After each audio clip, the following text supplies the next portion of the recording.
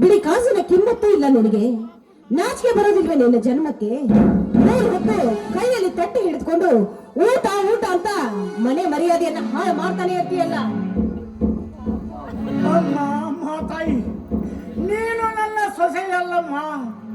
ನಾನು ನಿನ್ನ ಹೊಟ್ಟೆಯಲ್ಲಿ ಹುಟ್ಟಿ ಬಂದ ಮಗನೆಂದು ತಿಳಿದುಕೊಂಡು ತೊಟ್ಟು ಊಟ ಕೊಟ್ಟು ಪುಣ್ಯ ಕಟ್ಟಿಕೋ ತಾಯಿ, ಪುಣ್ಯ ಕಟ್ಟಿಕೋ. ನಿನ್ನ ಕೈ ಮುಗಿದು ಅಂಗಲಾಚಿ ಬೇಡಿಕೊಳ್ಳುತ್ತೇನೆ ತಾಯಿ, ಬೇಡಿಕೊಳ್ಳುತ್ತೇನೆ. ಏ ಮುದಿಗೂಬೆ, ಇದನ್ನ ಬಿಟ್ರೆ ನಿನಗೆ ಬೇರೆ ಏನು ಕೆಲಸ ಇದೆ? ಎಲ್ಲ ಕಡೆನೂ ತಟ್ಟೆ ಹಿಡ್ಕೊಂಡು ಹೋಗಿ ಊಟ ಹಾಕಿ ಅಂತ ಈ ಮನೆ ಮರ್ಯಾದೆಯನ್ನ ಹಾಳು ಮಾಡ್ತಾ ಇದೆಯಲ್ಲ.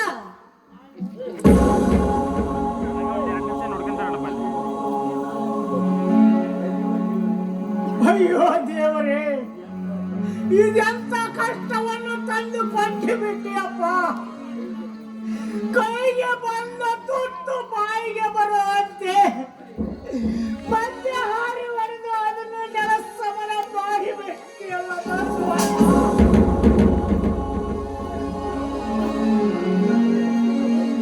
ವಿನ್ಯಾಸದ ಒಟ್ಟು ಕೈ ಕರಗಳನ್ನೇ ಕತ್ತರಿಸಿ ಬಿಟ್ಟಿಯಲ್ಲ ಬಸವಣ್ಣ. ಗಂಡ ಹೆಣ್ಣನ್ನು ತಿಂದು ದೇಹಿ ಬಿಟ್ಟ ಎಂದಲವನ್ನಾದ್ರೂ ಕೊಟ್ಟಿದ್ದರೆ ಅದನ್ನ ತಿಂದು ಪ್ರಾಣವನ್ನು ಬಿಟ್ಟು ಬಿಡುತ್ತಿದ್ದನಮ್ಮ, ಪ್ರಾಣವನ್ನು ಬಿಟ್ಟು ಬಿಡುತ್ತಿದ್ದೆ. ಏ ಮುದಿಯ, ಸಾಯೋದಾದ್ರೆ ಎಲ್ಲಾದ್ರೂ ಹೋಗಿ ಸಾಯಿ. ಮನೆಯಲ್ಲಿ ಸತ್ತು ನಮ್ಮನ್ನ ಕಾರಾಗೃಹಕ್ಕೆ ಕಳಿಸೋ ವ್ಯವಸ್ಥೆ ಮಾಡಬೇಡ. ನಿನಗೆ ಹಸುವಾಗಿದೆಯಾ? ಇರು, ಮನೆಯಲ್ಲಿ ನಿನ್ನೆ ತಂಗಳ ಅನ್ನ ಇದೆ, ತಂದು ಕೊಡ್ತೀನಿ, ಅದನ್ನೇ ತಿನ್ನು. ಅನ್ನ, ಹಳಸಿದ ಅನ್ನ, ಇದೇ ಹಳಸಿದ ಅನ್ನವು ಒಂದಲ್ಲದ ಒಂದು ದಿನ ನೀನು ದುರ್ಮರಣಕ್ಕೆ ವೀಡಾಗುವಿಯ.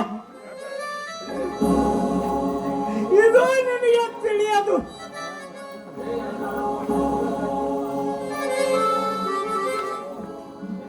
ಸುವರ್ಣ, ಅರ್ಜೆಂಟ್ ಆಗಿ ಬೆಂಗಳೂರಿಗೆ ಹೋಗ್ಬೇಕಿದೆ. ಸ್ವಲ್ಪ ಬೂಟ್ ಪಾಲಿಶ್ ಮಾಡಿಸ್ಕೊಂಡು ಬೇಗನೆ ಬಂದು ಬಿಡುತ್ತೇನೆ. ಬೇಗನೆ ಎಲ್ಲ ರೆಡಿ ಮಾಡು. ಬೆಂಗಳೂರಿಗೆ ಹೋಗು. ನೀವ್ಯಾಕ್ರಿ ಬೂಟ್ ಪಾಲಿಶ್ ಮಾಡಿಸ್ಕೊಂಡ್ ಬರ್ಬೇಕು? ನಿಮ್ಮ ಅಪ್ಪ ಇದಾರಲ್ಲ. ಸುವರ್ಣ, ತಂದೆ ಕೈಯಿಂದ ನಾನು. ಯಾಕ್ರಿ, ಯಾಕೆ ಈ ರೀತಿ ಕೂಗಾಡ್ತಾ ಇದ್ದೀರಾ? ನಮ್ಮ ಮದುವೆ ಸಮಯದಲ್ಲಿ ನಿಮ್ಮ ತಂದೆ ಎಷ್ಟೊಂದು ಹಾರಾಡಿದ್ದಾರೆ. ಏನಾಗೋದಿಲ್ಲ. ಹೌದು ಸುವರ್ಣ, ನೀ ಹೇಳುವ ಮಾತು ಸತ್ಯವಿದೆ. ಅಪ್ಪಾಜಿ, ಹೋಗಿ ಈ ಬೂಟ್ ಪಾಲಿಶ್ ಮಾಡಿಸಿಕೊಂಡು ಬೇಗನೆ ಬಂದು ಬಿಡಿ. ಏನು ಹೇಳುತ್ತಿರುವೆ ಸುನಿಲ? ಬೂಟ್ ಪಾಲಿಶ್ ಮಾಡಿಸ್ಕೊಂಡ್ಬರುವುದು ಅಂದರೆ ಅಷ್ಟೊಂದು ಸುಲಭವಾದ ಕೆಲಸವಲ್ಲಪ್ಪ, ಸುಲಭವಾದ ಕೆಲಸ ಅಲ್ಲ.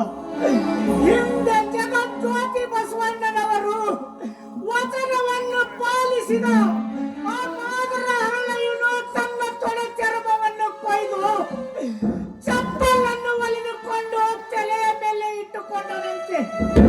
ಅಷ್ಟು ಮಾಡುವುದು ನನಗೇನು ದೊಡ್ಡ ವಿಷಯವಾದ ಕೆಲಸವಲ್ಲಪ್ಪ. ಬೆಚ್ಚಿ ಕೊಡೋ ಬೂಟ. ಅಪ್ಪರು ಬೆಪ್ಪರು ಹೇಳಿದಷ್ಟು ಕೆಲಸವನ್ನು ಮಾಡುವುದು ಬಿಟ್ಟು ಒಣಹೇಟೆ ಮಾಡುತ್ತಲಿದ್ದರೆ ಸಿಗುವ ಊಟವು ಸಿಗಕ್ಕಿಲ್ಲ. ಜೋಕೆ ಮಗು ಸುನಿಲ,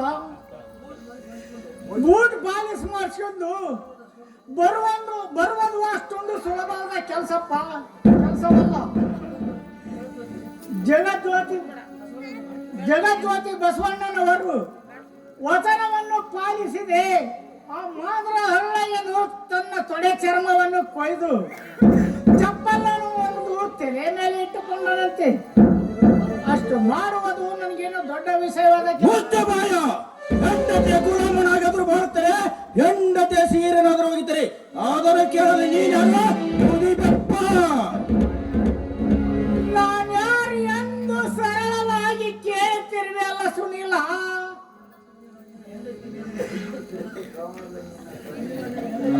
ನಿನ್ನ ಹೆಂಡತಿಯ ಪ್ರೇಮದ ಬರೆಯನ್ನು ಹೇಳಿದು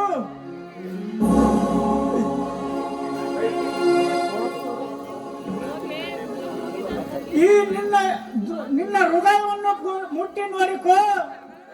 ನಿನ್ನ ತಾಯಿಯ ಮಿಂಡನೆಲ್ಲ ಗಂಡನೆಂದು.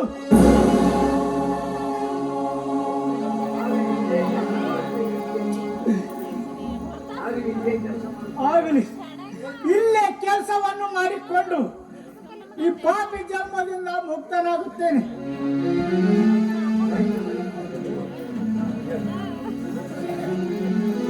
ಅಲ್ಲರಿ, ನೀವು ಬೆಂಗಳೂರಿಗೆ ಹೋಗಿ ಬರೋದಕ್ಕೆ ಎಷ್ಟು ದಿನ ಆಗುತ್ತೆ?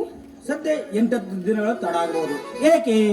ಯಾಕೆ ಅಂದ್ರೆ ಮನೆಯಲ್ಲಿ ನಾನು ಒಬ್ಬಳೇ ಇರಬೇಕಾಗುತ್ತೆ. ನಿಮ್ಮನ್ನ ಬಿಟ್ಟು ಒಂದೊಂದು ದಿನ ಇರೋದು ಒಂದೊಂದು ವರ್ಷ ಕಳೆದಂತಾಗುತ್ತೆ ನನಗೆ. ಓಹೋ, ಹಾಗೆ ಆಗಲಿ ಸೋಣ. ಹೋದ ಕೆಲಸ ಮುಗಿದ ತಕ್ಷಣ ಬಂದು ಬಿಡುತ್ತೇನೆ. ಹೋಗುವ ಮುನ್ನ ಏನಾದರೂ ಸಂಭಾವನೆ? ಏನಾದರೂ ಸಂಭಾವನೆನಾ? ಹೋಗಿ ನೀವು ಈ ರೀತಿ ಕೇಳ್ತಾ ಇದ್ರೆ ನನಗೆ ನಾಚಿಕೆ ಆಗುತ್ತಪ್ಪ. ಹುಚ್ಚಿ, ಎಂತ ವಿಚಾರ ಮಾಡ್ತಿರುವಲ್ಲ. ಸರಿ ಬಿಡಿ, ನಿಮ್ಮ ಇಷ್ಟದಂತೆ ಆಗಲಿ.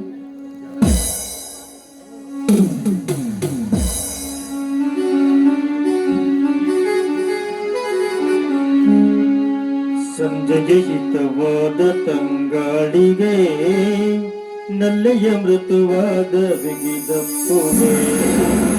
ಸಂಜೆಗೆ ಹಿತವಾದ ತಂಗಾಳಿಗೆ ನಲ್ಲೆಯ ಮೃದುವಾದ ಬಿಗಿದಪ್ಪುವೆ. ಹಿತವಾಗಿ ಸೋಕಿದಾಗ ಕಣ್ಣೆರಡು ಕೂಡಿದಾಗ, ಹಿತವಾಗಿ ಸೋಕಿದಾಗ ಕಣ್ಣೆರಡು ಕೂಡಿದಾಗ ರೋಮಾಂಚನ. ಬಾಳೆಲ್ಲ ನವಚೇತನ, ಬಾಳೆಲ್ಲ ನವಚೇತನ, ಬಾಳೆಲ್ಲ ನವಚೇತನ.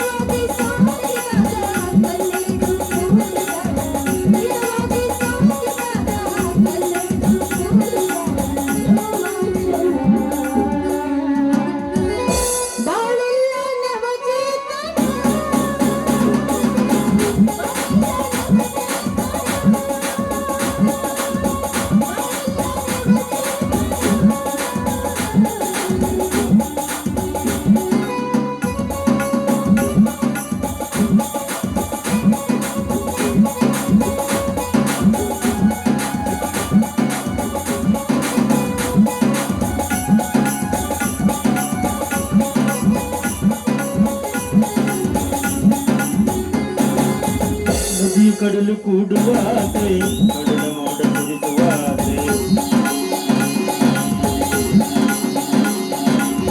ನದಿಯು ಕಡಲು ಕೂಡುವ ಆಸೆ, ಕಡಲ ಮೋಡ ಸುರಿಸುವ ಆಸೆ. ಮೋಡಗಿರಿಯ ತುಂಬಿಸುವ ಆಸೆ, ತುಂಬಿ ಮದವ ಇರುವ ಆಸೆ. ಮೋಡಗಿರಿಯ ತುಂಬಿಸುವ ಆಸೆ, ತುಂಬಿ ಮದವ ಇರುವ ಆಸೆ. ಬಾಬಾರೆ ಬಾಪ್ರಿಯ ತಮೆ,